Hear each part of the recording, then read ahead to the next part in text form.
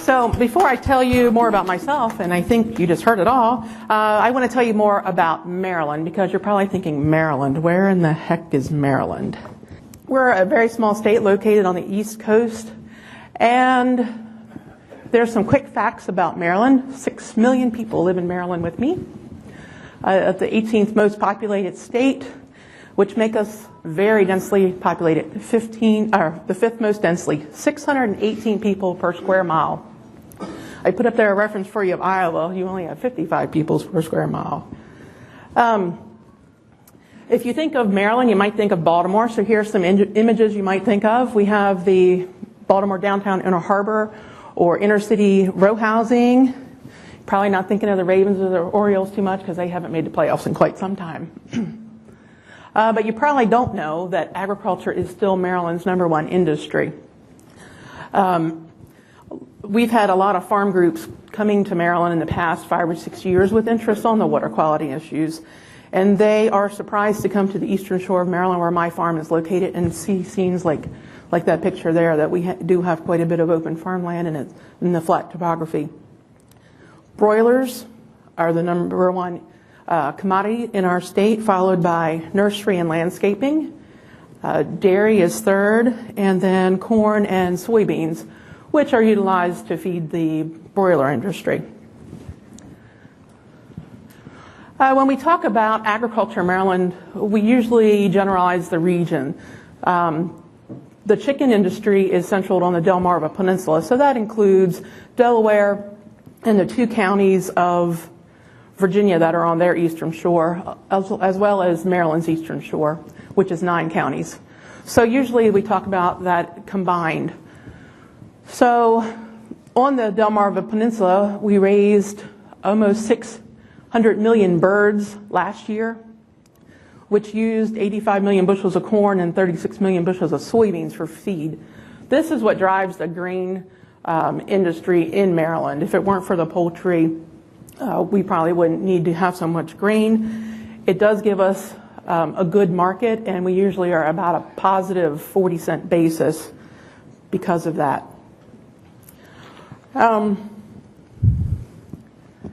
Here is a map of Maryland and commodities. Now this is a little bit dated. You can see tobacco in the southern Maryland portion. We've had a tobacco buyout since this was printed, and that's pretty much been sold. There's not much of that left.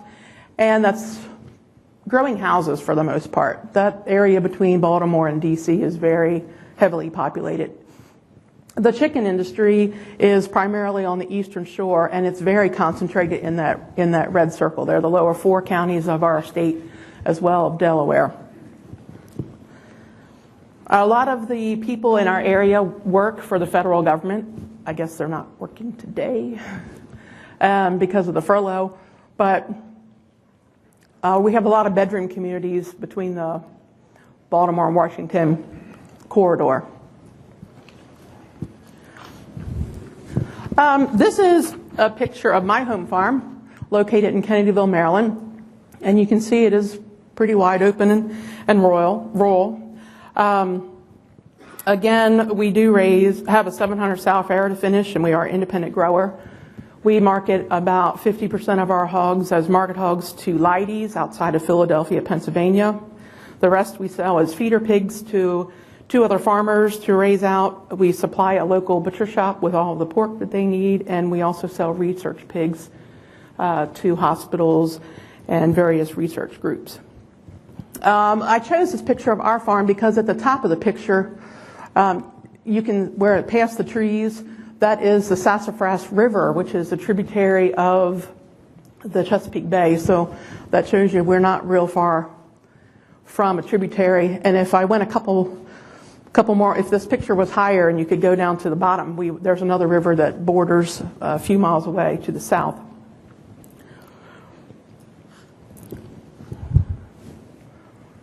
I farm in partnership with my family. There's my mom and dad and my brother and my sister.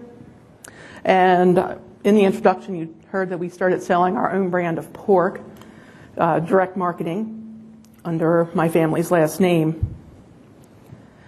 In 2005, we built we expanded. We doubled our herd from 350 to 700, and we built a large pen ESF gestation barn, and we have the Osborne feeders. That was in 2005, and at that time there were not very many feeders to look at. We had a choice between Shower and Osborne. While I would say we are early adopters on some things, our hand was somewhat forced on the issue of large pens. In 2003 and again in 2004, there were bills introduced into the Maryland legislature to outlaw or to ban gestation crates.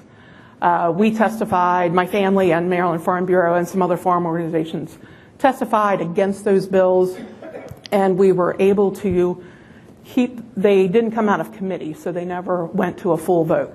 If they had gotten out of committee in our state with very few farming people, there's no way that it wouldn't have passed. It would have passed if it came out of committee. So that's why we chose to go with large pen, or one of the main reasons we chose to do that. When we went to our local hearing in 2004 in our local county for zoning and permit hearing, there were about 8 people in the audience that we didn't know.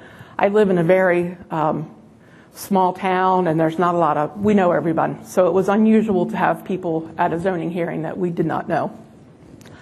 They happened to be from HSUS headquarters in Washington, D.C., and they had signed up to testify against our building. When we started testifying, explaining how the operation was going to be a large pen system, they actually went to the back of the room where you sign in. They crossed their name off of the opposed and signed on to testify on our behalf, surprisingly enough. Of course, they said it was a great first step, and they'd like us to add some things like amenities and straw, things like that. But we did get our permit, and that building was built. So why am I here today? I'm here to talk about all of the water quality issues that we faced in the last few decades in the Chesapeake Bay Watershed. Now, when I was asked to do this, I decided that you probably wanted to hear some other opinions other than myself. So I did talk to some of the key players that have gone through more of the nitty-gritty as far as the development of the voluntary plans and the development of the mandatory plans. One of the people was our retired executive director from Maryland Pork Producers. Now, in a state like Maryland, it's not a lot of farming organizations, and we wouldn't have given her much salary. She couldn't have lived off of that. So she actually wore about 8 different hats. She also represented the Maryland Grain Producers, the Maryland Association of Soil Conservation Districts, as well as several others. And she was a paid lobbyist as well. I also talked to a neighbor of mine who was a former University of Maryland PhD student at the time of the development of the phosphorus management tool, and she actually worked on developing that. And I also talked to Hans Schmidt, who is an assistant secretary at the Maryland Department of Agriculture and Research Conservation. So I've kind of borrowed slides from a lot of different people to give you a better perspective. A lot of people in Maryland, all those 6 million friends of mine that live there with me, really enjoy doing things on the bay. So it is a source of recreation. You have sailing and boating. People are very interested in crabbing and fishing, and as well there's the commercial rock fishing and crabbing and oyster industries that also use the Chesapeake Bay. So it's not a hard sell to ask people, do you want to save the bay? Of course, everyone wants to save the bay. Farmers want to save the bay. We want to have good water quality. There is actually a license plate that's available for sale in our state for $20. You can have the Save the Bay license plate, and that money goes to help restore the bay. So I think I need to give you a little bit of description of the bay. It is a very large watershed, so it's a large landmass to small water ratio. 64,000 square miles encompassing parts of 6 different states. 18 million people live in the watershed, but if you ask people why the water quality is bad in the Chesapeake Bay, the first answer is always the farmers. So the Chesapeake Bay is an estuary, and that means it's a combination of saltwater and freshwater. So it is tidal. The water, half of the water in the Chesapeake Bay flows in from the Atlantic Ocean, which would be down here where the inlet is, and makes it this way. I live up toward the northern part, so it's more freshwater up here. And then 50% of the water comes in from freshwater tributaries. The largest of those is the Susquehanna, which provides 50% of the fresh water. So that's the large blue area there that goes through Pennsylvania and New York. Since people in Pennsylvania and New York don't live very close to the Chesapeake Bay, at least not as close as we do, I think farmers in particular, or people in general, don't feel as tied to the Chesapeake Bay as people in our state. So it's been harder sell in their states to get people to try new things to save the bay. And then when you add the, let's see, this red watershed, which is the Potomac, that's the river that goes through Washington, D.C., and then the dark red one of the Patuxent, that adds another 30% of the freshwater flow. So now you have 80% of the flow from 3 of those watersheds. That only leaves 20% of the freshwater coming from all of these, and there's minor ones all along the shore here that weren't even given a color. So that's technically only 10% of the water in the Chesapeake Bay comes from all of those other sources. And I point all that out to you because remember, the poultry industry is just tucked in over here, but that is the reason that our bay has poor water quality. So I'm going to give you a little bit of history about how we got to where we are today from where we started. In the early 1980s, we had some simple agreements that were signed by the governors of a couple states. So the EPA, the governors of Maryland, Virginia, and Pennsylvania, along with the mayor of, those were governors, and the mayor of the District of Columbia, signed a pledge that said, we are going to restore the bay.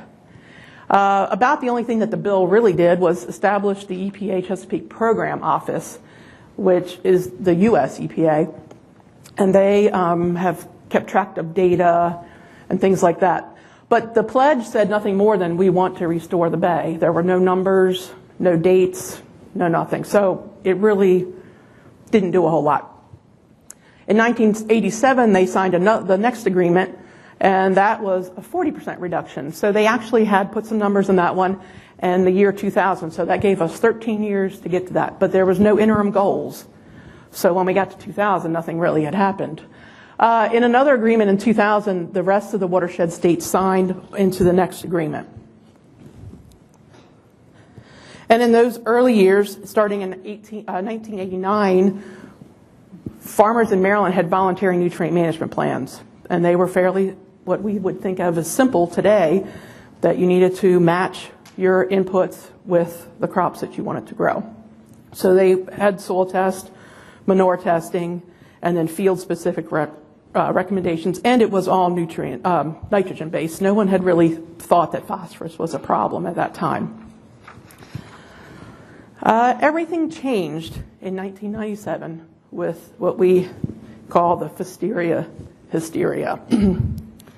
So in August of 1997, there was a fish kill in a river that was located in poultry country, the Pocomoke River. They were menhaden fish, which are small, like feeder fish, and they were found with these Fusteria lesions. If you looked at the newspaper, you thought it was hundreds of thousands of fish that had died, and in all reality, DNR says it was 3,000 to 11,000 fish, and it was probably no more than a pickup, no more than a filling up the back of a pickup. But you can see examples of the articles that were in the newspaper at the time. So people were claiming to be becoming sick, and it didn't take many days for all the blame to be placed. Manure from chicken farms suspected to be the cause of the ill people and the fish kill. So there was a lot of pressure to do something. The governor at the time, Governor Glenn Tenning, was a Democrat who had run on an environmental platform. And he wanted the Chesapeake Bay cleaned up, and something was going to happen. There was a loose committee of people that had worked on developing the voluntary nutrient management plans, and they were basically part of this legislative task force. So the governor said he was going to come up with a bill in that session in 1998 to fix the water quality. These people, the stakeholders in this legislative task force felt a lot of pressure to do something. And you can see it was a lot of representation from farmers, also Chesapeake Bay Foundation, that would be the environmental group. And they introduced the bill for the Water Quality Improvement Act of 1998. Farmers, individual farmers, not maybe leadership in these groups, were very angry. They felt that the leadership of Farm Bureau and the leadership of the grain producers and the leadership of the Delmarva poultry industry had caved. But I think from talking to the people that were actually in these meetings, they felt that there was going to be a horrible bill that came our way if they didn't come up with something. And they would prefer to have something that mirrored our voluntary program than something that non-farmers had written for us. So this made nutrient management plans mandatory for pretty much everyone, and it included nitrogen and phosphorus. It's great to pass bills like this, but actually we had no science. We had no recommendations at that time for reductions in phosphorus. So it took some time to let science catch up with policy. There had been some research starting in 1994 thinking about the possibility of loss of soluble phosphorus in groundwater. But it took a couple years to get the phosphorus site index published. That came out in 2000. And then we spent about a couple more years. They were introducing that to farmers, and it took 5 years in total before that became mandatory. And again, I would say this was a very ugly period in time for farmers. There were hearings where the University of Maryland researchers would explain the soil science, and most of the time the farmers, especially ones in high phosphorus areas, would just, they were mad, they were angry, they were screaming, yelling, arguing that should not have been developed and that we should go back to voluntary plans. Well, that wasn't going to happen. So the relationship between farmers and extension and farmers and University of Maryland just became very, very strained at the time. And then to add some insult to injury, the Waterkeepers Alliance came into town. In November of 2007, the Waterkeepers Alliance held they called it the Eastern Shore Poultry Summit. They held it in Ocean City, in the heart of chicken country. Robert Kennedy and the Attorney General of Maryland, Doug Gansler, were the keynote speakers. And our Attorney General, in his speech, said, and I'm quoting, that we should ramp up enforcement of the poultry industry by government and citizens through the Clean Water Act. He also said that it was absurd that the nutrient management plans were not public documents, despite the fact that they were protected in the Maryland statute that created them. Also at the summit, the University of Maryland, and University of Maryland is our land-grant university. So the University of Maryland Law Clinic director explained to the citizens in attendance at this summit how to go after farmers using the Clean Water Act. Well, it didn't take long. 2 years later, in November of 2009, the Waterkeepers Alliance, the Assateague Coastal Keepers in particular, were hiring planes to take aerial photos of chicken litter piles on the eastern shore. And they came up with some that they felt were illegal. And they filed a notice of intent to sue. That was their first response. They didn't talk to the Maryland Department of Environment. They didn't talk to the Maryland Department of Agriculture. They took a picture of a pile and filed a notice of intent to sue. In a short time after that, Maryland Department of the Environment went to inspect the pile and found that it was not chicken litter. It was biosolids from the town of Ocean City. And while it was placed too close to a ditch and on the lower shore with the water table as high as it is, we do have a lot of ditches, so it's hard to cite them far from a ditch. But anyway, he was asked to move the pile, which he did, and he was fined $4,000 for having it improperly sited. And I think that was in hopes to placate Waterkeepers Alliance so that that would end. But it didn't. They decided to file a suit anyway. And they have been quoted in seminars since then on how you can win a lawsuit even if you don't win in court. You make the farmer file bankruptcy. So they would just drag it out and pile up legal fees on the farmer and cause a big mess. So this was a farmer that grew for Purdue, so they had filed a suit against the Hudson family and Purdue Incorporated. It drug out until 2012, and the judge did rule in favor of the farmer. He did not award the farmer any money and not even court costs. They did try to get the court costs back from the Waterkeepers Alliance. Fortunately, there was a large community support and effort to go on that we raised hundreds of thousands of dollars for this farm family to help them with their legal fees. It was called SaveFarmFamilies.org.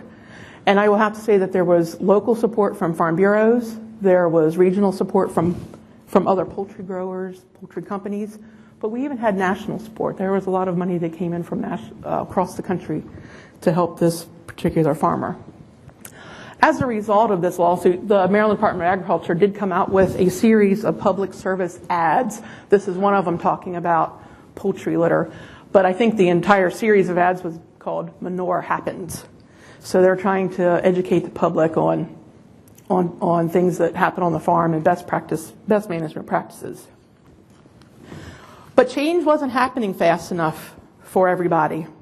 So in 2009, not long after President Obama was elected, he signed the presidential executive order which declared that the Chesapeake Bay was a national treasure, and it authorized the U.S. EPA to establish a TMDL for the Chesapeake Bay.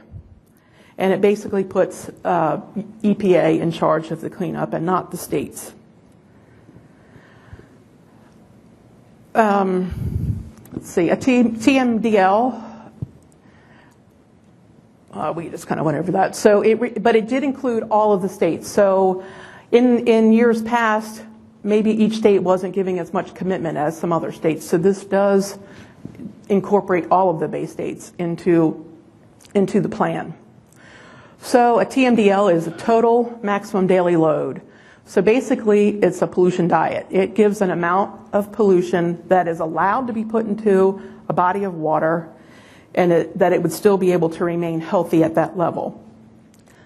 And the Federal Clean Water Act requires that we do a TMDL for or requires that for waters that don't meet state standards. So you may wonder where do they get these numbers from and what do they do with them? There is actually a Chesapeake Bay Model, and that's administered by the Chesapeake Bay program. So this is a simulated model using data collected from 1985. So it uses a model number to determine the load. And then those numbers are broken down. So you have a number for the whole bay, and then you break that down into every watershed, and then it breaks down into every smaller watershed behind that. There are, especially in farmers' opinions, there are limits to the use of a model because it uses assumptions and generalizations. We've spent a lot of time in our state working with the collection of the data so that it is correct. They were using, for instance, they were using yields on crops that were very old. So if you don't have a high enough yield on the crop, it's not pulling enough of the nutrients out of the ground. So in the model, it's not doing all that correctly. And the scary thing is that policy gets made from these models, whether they're right or they're wrong. Each time that we come to a major milestone, the model does get to be recalibrated. But in the time in between, they don't make any changes. So for a point source, like a pipe coming from a wastewater treatment plant, it kind of makes sense where look at the number. They know what the water quality is of the water coming out of the wastewater treatment plant. They could calculate exactly how many pounds of nitrogen and phosphorus are coming from each water plant. Add that all together.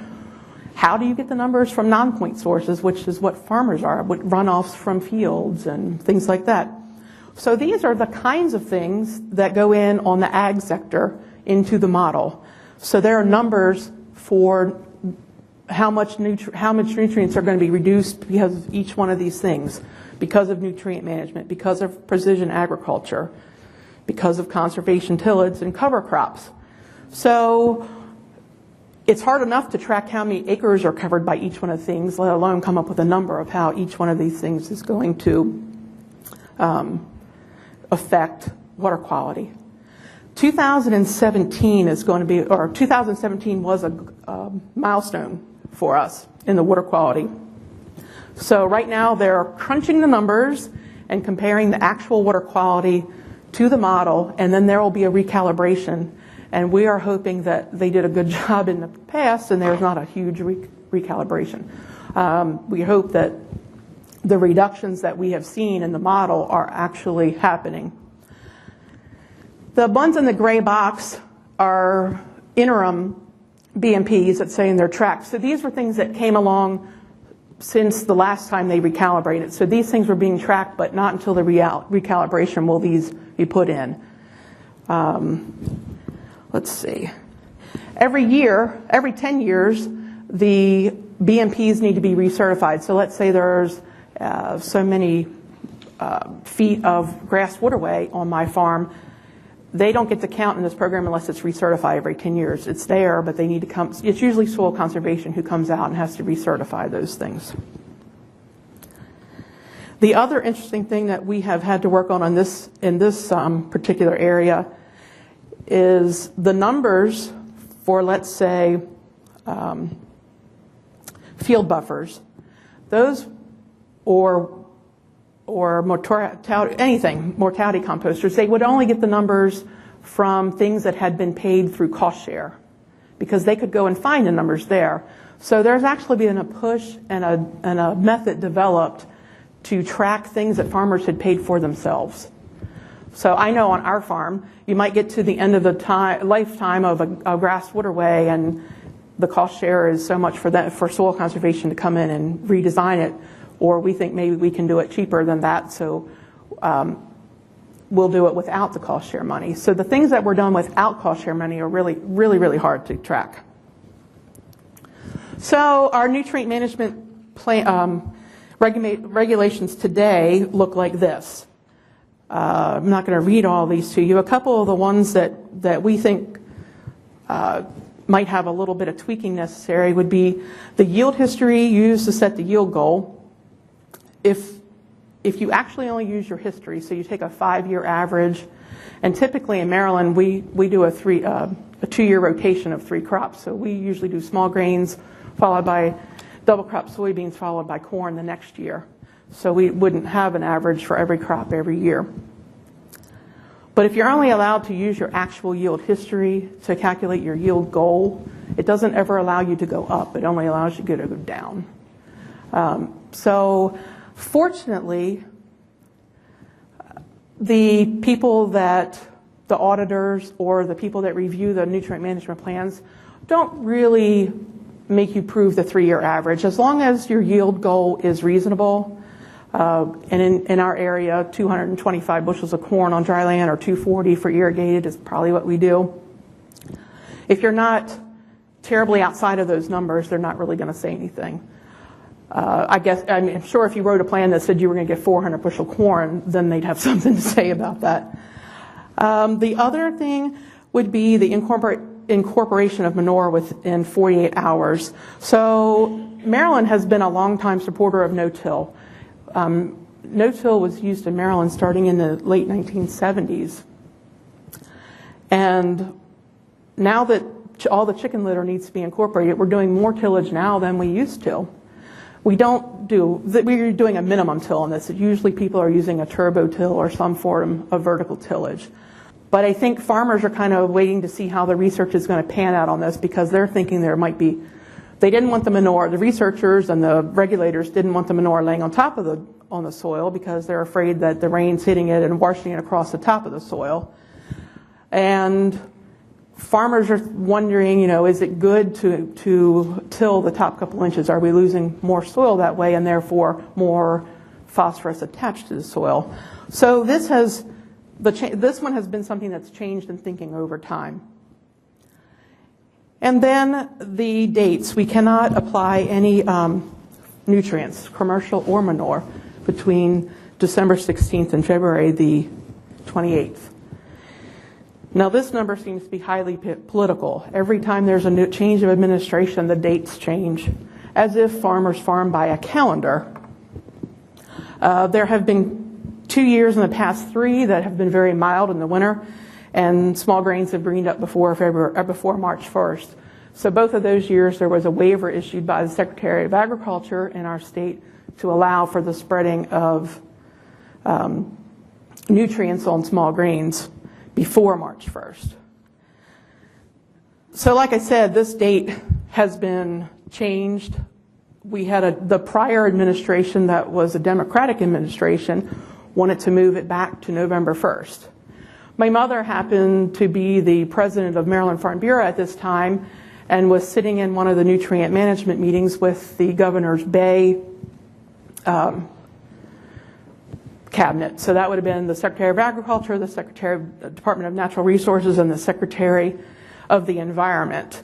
There were environmental groups there as well as some other farm organizations, and they were debating these dates. Where should these dates be? And the environmentalists think we shouldn't be, they want to cut it off early in the fall. And my mother made the comment, well, for all the farms that have manure storage, let's say a hog farm with a lagoon, or with a deep pit, or dairy farms, and we have more dairy farms than we have hog farms, their storage has been built, not just on a whim, but according to NRCS standards. But NRCS standards allow for the spreading of manure twice a year, in the spring and then again in the fall. And the environmentalist was sitting across from her, said, well, we're not trying to limit you spreading it twice a year. You have all spring and all summer. And and my mom just sat there for a little while, and it took the Secretary of Agriculture to explain to this lady that you can't spread manure on top of corn when it's growing. So that just goes to show you, the lack of knowledge of some of the people that you're dealing with on these issues. These are some more details of our current nutrient management regulations. So we have setbacks from streams. There's really nothing that you can do within 10 feet of a stream. They did require one of those unintended consequences, I guess, because the people that were introducing these bills way back when, they were going after big chicken. Well, when streams needed to be fenced off from livestock, it actually, came back on some dairy farmers and beef farmers because no one had fenced out these streams. And then you can see that there's pretty much a 35 feet buffer around streams and around field edges as well. The phosphorus management tool is just coming on board. It's being phased in right now. So this is like the second generation of the phosphorus management in our state. We had the phosphorus site index. So this is I don't exactly know how this is going to affect our farm. It's just being calculated at this point in time. We're going to have 3 years to base it. Now, we know that on our farm, we don't have many fields that are in the high, or on this chart, even on the low. We have a few fields that are in the 160 FIV, which is the fertility indexed value. So we don't exactly know, we haven't seen all the ramifications of that on our farm. But up until now, because we're not in a high phosphorus area, we haven't had any restrictions on our farm. In fact, we've probably been able to spread more poultry litter than we have in the past because people on the lower shore haven't been able to use it, so we actually were able to find some that we could purchase. So we've been using more poultry litter than we have in the past. with the actual soil test data that the Maryland Department of Agriculture has collected, they know that there's only about 20% of the high, low to medium high. So anything affected by PMT is only 20% of the soil in our state, which is a lot less than we were projecting years ago. These are some borrowed slides, as you can see from the Maryland Department of Agriculture, and I cannot explain all of the numbers, but I did want you to look at the line that's in red for agriculture. So that is how much, on the top line, it is how much nitrogen has been attributed to agriculture going into the bay since 1985, and you can see that we've had progress. We are projected to meet our 2007, as far as we know, if all the numbers plan out right, agriculture in Maryland met its goals for nitrogen and phosphorus.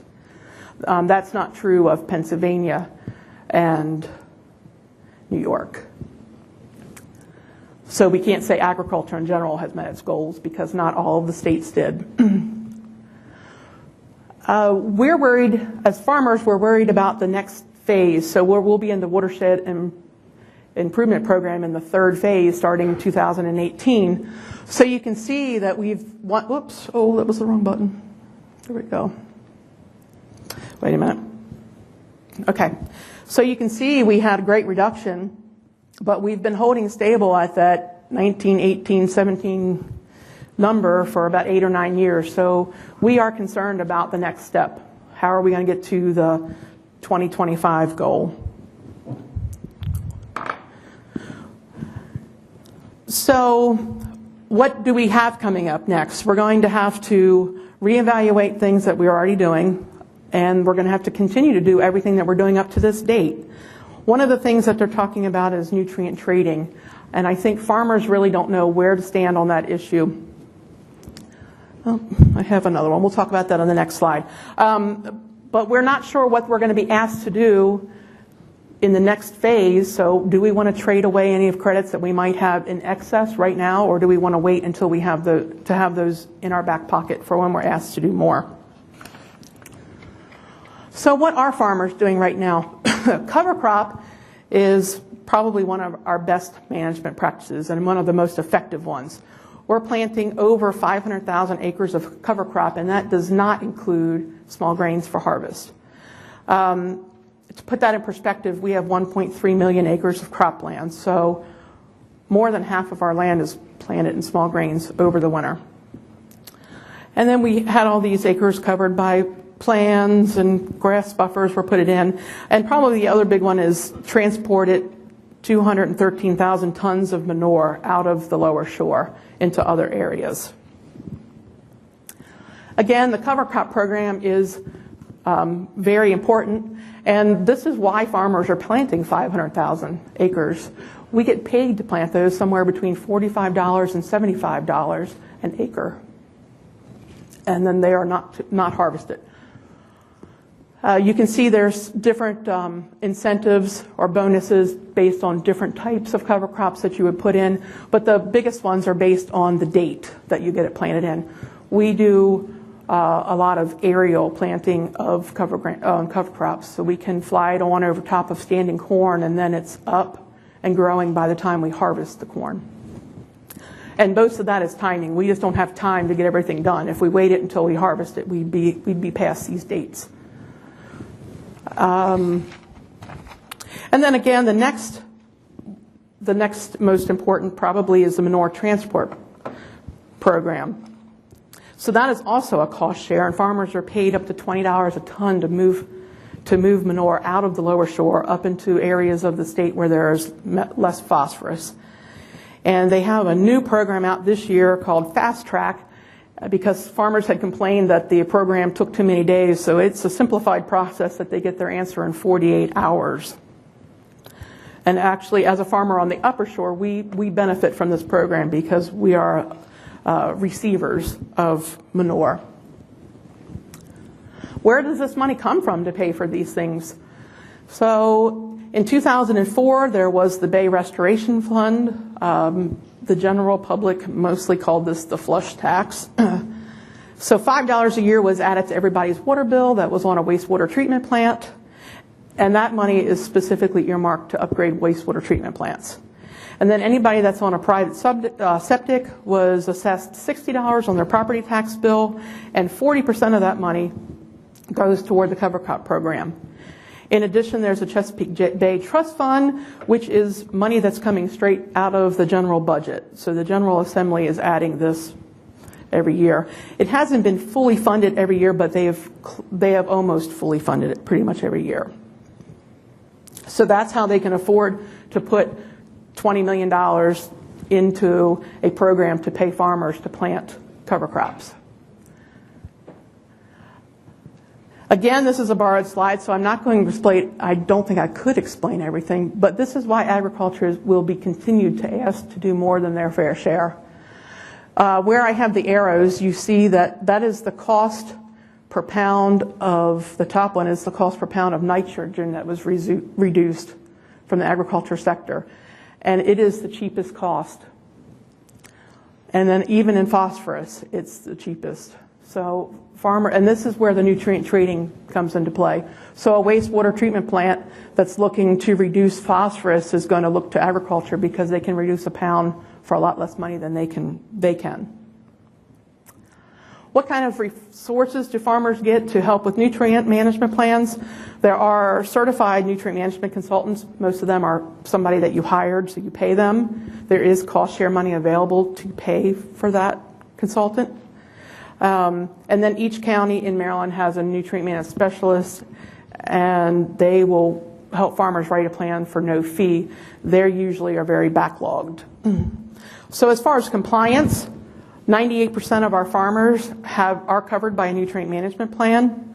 And for the few that aren't, they have started getting fines for that. For many years, they had the threat of the fines in the statute, but they didn't really assess them until recently.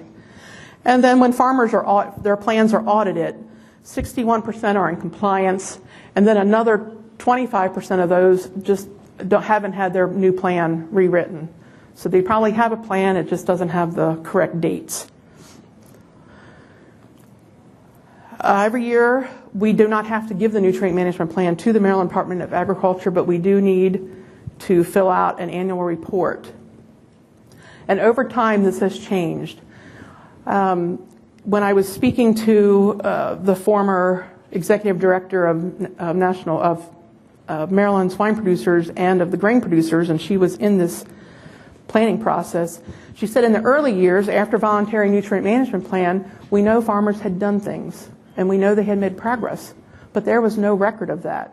There was no centralized collection of the data for them to take to the administration when they were complaining about farmers don't do anything to say, but we've reduced nitrogen by X number. We didn't have any of that data. We could say, yes, we know farmers are reducing nitrogen, but without the proof and without the numbers to back it up, it's nothing. Now, on my farm, we divide the jobs between everybody. I run the farrowing house and gestation barn. My sister runs the finisher barn, and my brother's primary cropping and repairman. He loves that one, especially when I call. He says, "What did you break now?" So, but I do fill out the nutrient management forms to help him. So I am familiar with these numbers. And the way that we've supplied information to the Maryland Department of Agriculture has changed over time.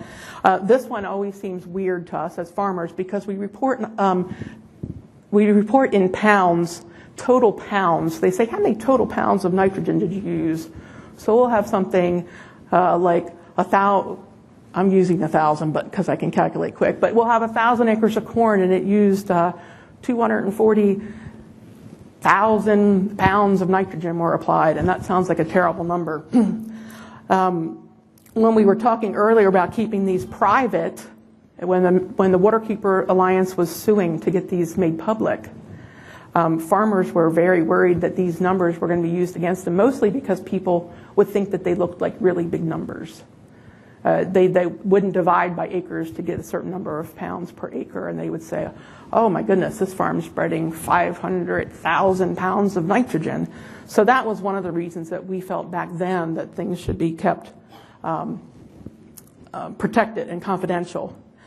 In hindsight, that probably was a battle that we didn't need to fight because a lot of the farms, especially manure generating farms, are now under a CAFO regulation. And before all this hoopla about poultry, my farm was one of 8 CAFOs in the state of Maryland. In fact, we had the EPA come to our farm, a neighboring dairy farm, and a neighboring poultry farm who were all CAFOs in one county, and they did mock EPA training because we're so close to DC. What a great, great way to spend your time. But now I've lost my train of thought. Sorry. It's important to have numbers that make sense, that are easily collected and easily compared over all the different crops. It's okay for corn and beans, but then you start adding in the vegetable crops, and those things, they got pretty strange. Oh, but we were talking about the CAFO. So when we submit our reports, this report also, since we're a CAFO, needs to go to the Maryland Department of Environment. The statute does not protect our report in the Maryland Department of the Environment. So we fought the big battle to make sure everything was private, and now we have to report to MDE anyway, so it doesn't matter. When all this was going on, they changed the CAFO requirements in our state.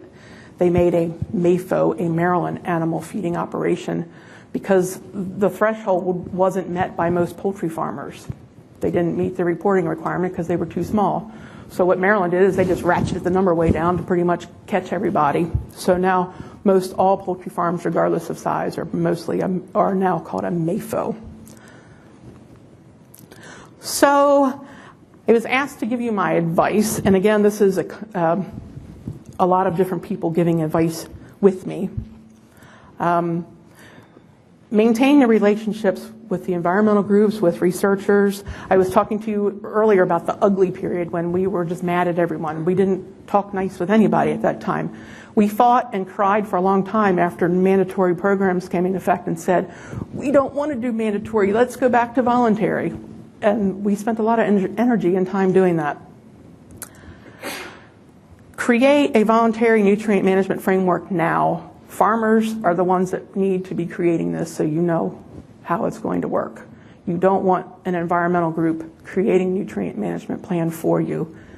At least come up with a framework that's workable so that when someone comes knocking and says these now need to be mandatory, you have something to offer and you don't have to do it in one year. And we've talked about already collecting data on your progress. You need to have proof that things are going in the right direction. Soil test data. In the early years when the mandatory was first becoming, like back in 85 when that was first becoming, no, not 85. But anyway, when mandatory first came on board, some farmers were saying, why don't we just give them our soil test data and say, well, our soils aren't high in phosphorus, and why don't we just do it that way?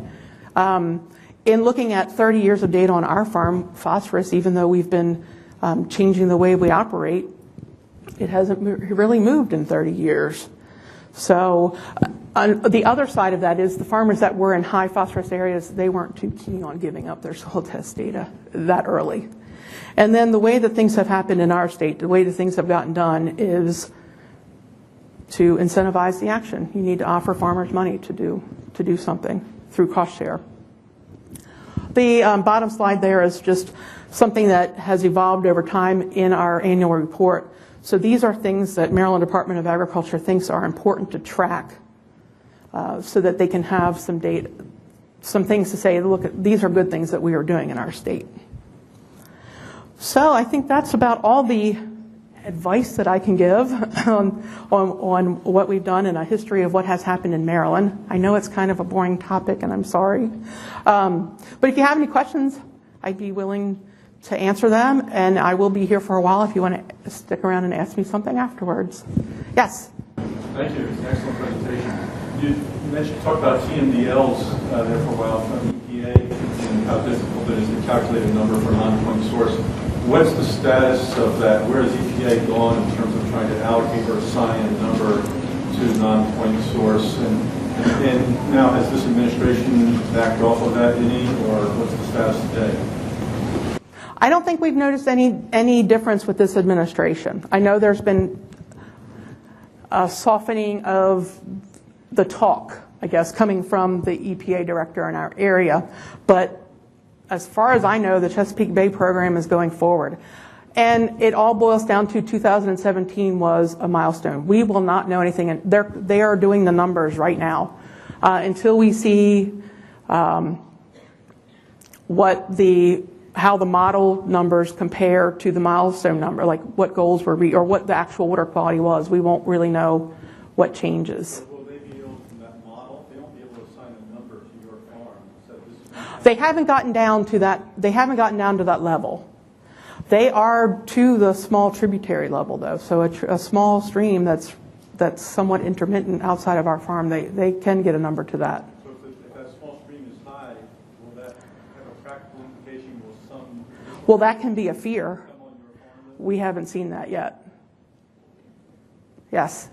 Like your application for crops, like what you apply the manure and how you plant crops? We would apply the manure before we plant the cover crop in the fall. So we don't spread all of our. We handle our cover crops a little bit. Not all of them are handled exactly the same. So there are some fields on our home farm near the finisher, and we do empty our lagoon annually of the sludge.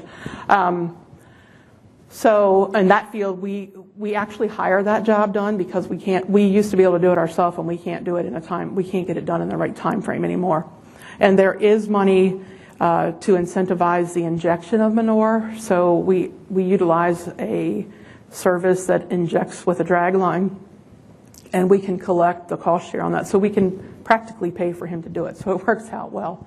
So we would spread that in early fall and then work it in and plant the cover crop right behind. Do you start fertilizer, nitrate, you have commercial on top of that? How do you do this first? In the spring? On the cover crop? No, on corn crop. Yes. We would, typically, we would put some down with a starter fertilizer. I made my brother write this down for me. It's on my last piece of paper. So we typically spread some or put some in with the planter, a starter, and then we would spread a commercial fertilizer around within the same few days, and then we side dress after that. And we can utilize a pre-side dress nitrate test if we think we need to increase that amount, but typically we don't do that on our farm. And then in the fall, if we want to apply fertilizer, I guess that has been a change for us. In the fall, if we want to apply fertilizer to a small grain crop for harvest, we need to do the fall nitrate test on that. Does that answer your question? Good, because I'm not the crop person at my farm. Yes? Does anybody check up on residential runoff? Actually, yes and no. There is a law that the lawn care companies, so if you wanted to hire those trucks that come out and spread fertilizer, and in the nicer suburbs of Maryland, there's a lot of people to use that. Those people need to be certified, and they actually have to follow a lawn care nutrient management plan. But the percentage that affects the bay, I mean, farmers think it's a lot, but it's really quite small. Have you had any increased attention towards regulating air quality? Yes, there's a hearing on that in our state today. I got an email yesterday from my executive director of Maryland Pork Producers, and there's a bill, I think today, that they were having a hearing, because she was saying, well, you don't have to come tomorrow. And I said, well, thank goodness, because you had already committed me to Iowa. So yes, they were looking at forming a committee between two non-ag groups that was going to come up with some numbers to regulate air quality. Our testimony was pretty much centering on maybe some ag people with some ag background need to be included. But it was it was Johns Hopkins Bloomberg group, and I can't remember some public health group that's who they wanted to pull from for the committee. We've also had Antibiotic Bill last year that passed, that they don't want us to use any preventative treatment. Yes? You mentioned early on the conflict with the Delmarva poultry people. Has that shifted over time to be more collaborative since they? Oh, that farmers were angry with every organization that they were in. That was the conflict. Yes. It was just in the very beginning. Farmers, if they weren't involved high up in the organization to be attending some of these meetings, they were just angry. They were angry at Farm Bureau. People dropped memberships, but that has since subsided. And if those relationships going across some of those on the list there? Environmental groups. Oh yes, I did want to mention that. Not all waterkeeper alliances are created equally. In my county, there's two waterkeepers, the Chester River Waterkeepers and the Sassafras River Waterkeepers. The Chester River actually hired a fellow who retired from soil conservation, and so he has a great rapport with all the farmers, and they actually do cost share. They bought a green seeker. If I say green seeker, do you know what that is? Okay. So the waterkeepers in our watershed bought a green seeker that farmers could rent. That way each farmer didn't have it. So that is something that spreads nitrogen at a variable rate, and it does so by looking at the color of the crop. So it looks at the greenness of the corn as it's going across and changes the nitrogen as it's going across the field. So not all waterkeepers are created equal, and yes, the Chesapeake Bay Foundation also, that group and farmers have come to better terms as well. There was actually a joke for a while that our Farm Bureau president, not my mom, it was a man, that they would say that he said in a speech that he was courting the director of the Chesapeake Bay Foundation, and then she came to our meeting and she said they were up to dating. So, that's been better, but I think everybody still is cautious about those in particular. Okay. One last question. How would you say agriculture is currently perceived now by the general public? In Maryland, they don't know a lot about agriculture still. And I would still say there is the big chicken. I mean, they still think big chicken is doing, I mean, just today with the hearing on air emissions, that is definitely focused toward the chicken industry. I don't think they ever get that how big of a factor it is in our economy. I don't think they'll ever see that. Not in Maryland. The people are very, very liberal. And most of them in the central part of Maryland also are pretty well off, so they don't have to think about where their food comes or how much they have to pay for food. Yes? Are any groups testing nitrate pipelines like on their own responsibility? I know our Iowa Soybean Association has done just a really good job helping farmers test water management pipelines. And we see that like nitrogen fertilizer rates don't make as much of an impact on loss. It's actually lack of food. So our residential more important. We only have someone like groups taking pipelines. We have a very high water table, so we don't tile in our state.